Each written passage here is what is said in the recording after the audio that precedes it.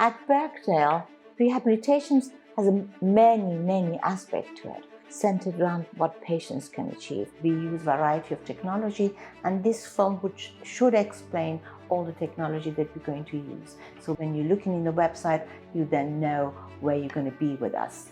We do a comprehensive assessment, which is normally 2 hours. This is different to other assessments you've done before, so it would be interesting to see how you react.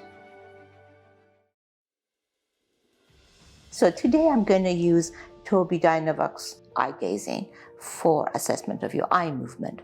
So what we do, camera picks up your eyes, you don't have to do anything. That would test your saccadic eye movement, which is a fast eye movement.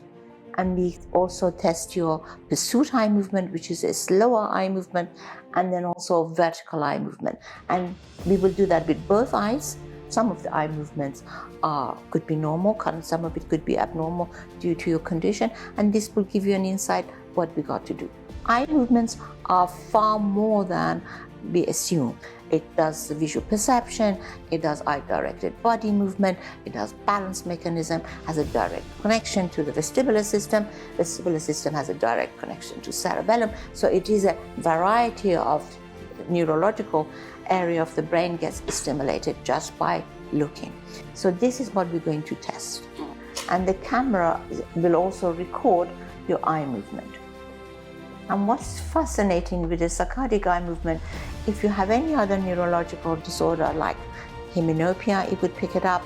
If you've got double vision, it will pick it up. If your both eyes don't coordinate together, camera will pick up those eye movements. Wow. Wow. What's going on in here? This is a good pattern. And it's also interesting to see midline orientation from right to left. What we expect to have just one straight line. If you have got difficulty with the saccadic, it's invariably difficult to go shopping because you can't judge the speed people coming towards you. You've done this very well, better concentration. So this is your vertical eye movement. Is the eye movement we use for backwards and forwards balance mechanism. If you've got difficulty with vestibular system or cerebellum, it will pick it up. This invariably will show when we're doing a foot scan, we show whether you've got balance mechanism issue. This is a foot scan technology, and what we really like to see in you is how you stand, your normal stance, you don't have to do anything, and it will measure how you're weight bearing. And it will show the relationship between your right and left and forward and backwards. And next we need to do your gait. One time you go with your right foot, one time you go with the left, and just look ahead and just do as much as you do normal. So you've got measurement of your heel, how much you got on the right and your left, and the top part. So next is a film of the person walking, and it will show there is a sway. So that tiny little dot is your center of gravity, and it will show where your center of gravity is. And when that black dot is where your weight goes back and forth. What we want to do is to see heel toe, and we see heels toe, and then here we'll give you the measurement of how much you're standing on your right, how much you're standing on your left. And we can design an insole for future use.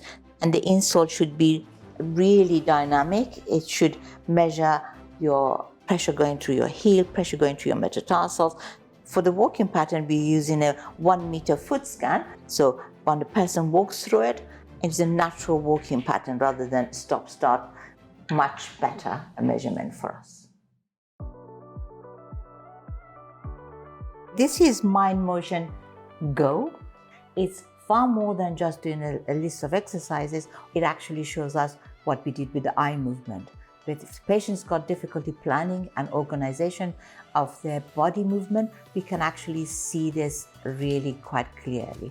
Here, Agnieszka is standing on a balance pad, which will enable her to get sensory input from her sole of her feet and a proprioceptive mechanism.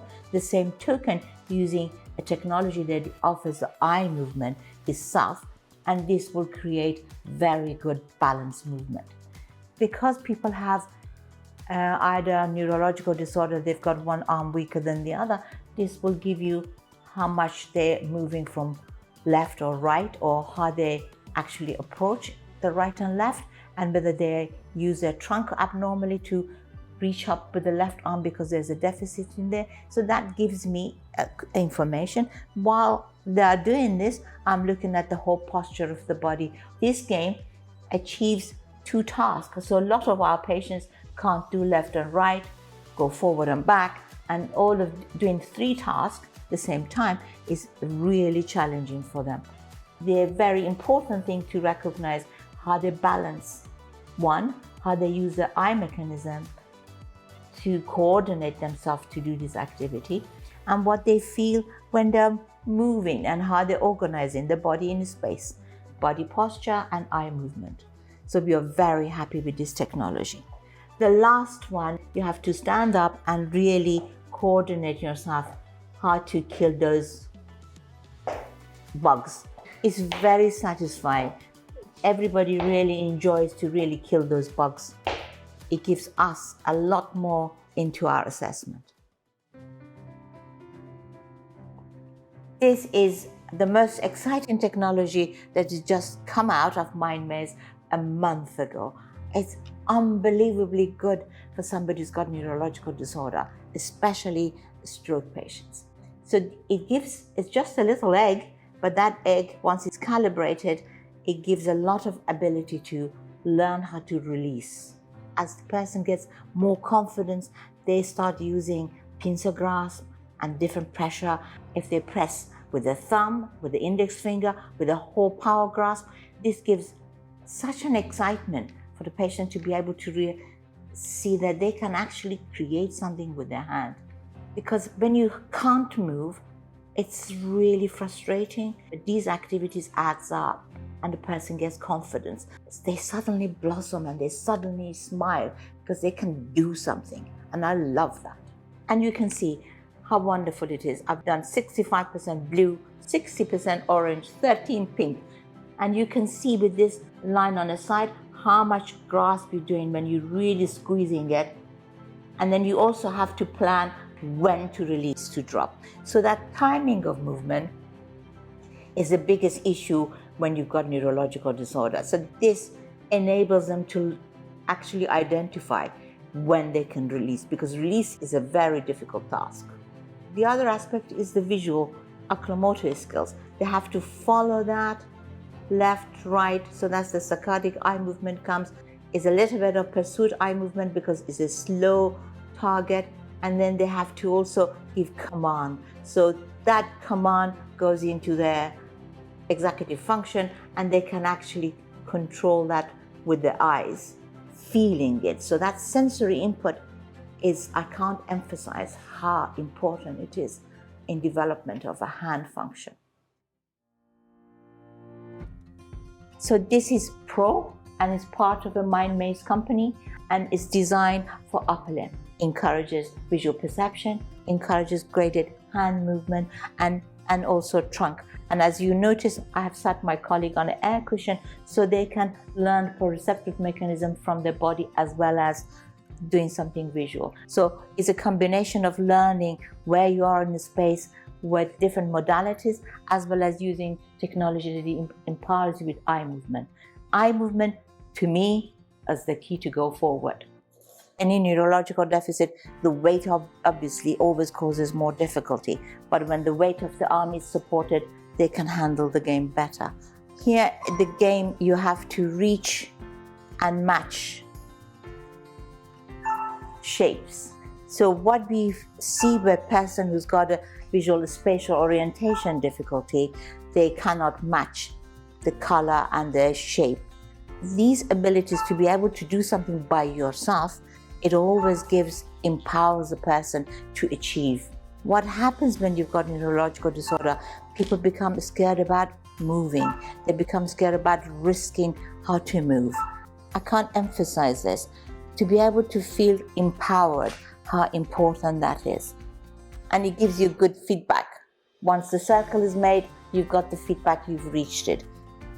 And it's quite challenging. You need to pick up both different direction. So it gives you a different direction of arm movement, planning graded shoulder, graded elbow movement, and you're also doing cross-body movement. Cross-body movement invariably, again, is a challenge for with neurological disorder, right and left, because it could be difficulty with the eye movement, it could be difficulty with the hand and eye coordination. So we achieve a lot of these movements through technology. And we are very lucky to have this at Bergda.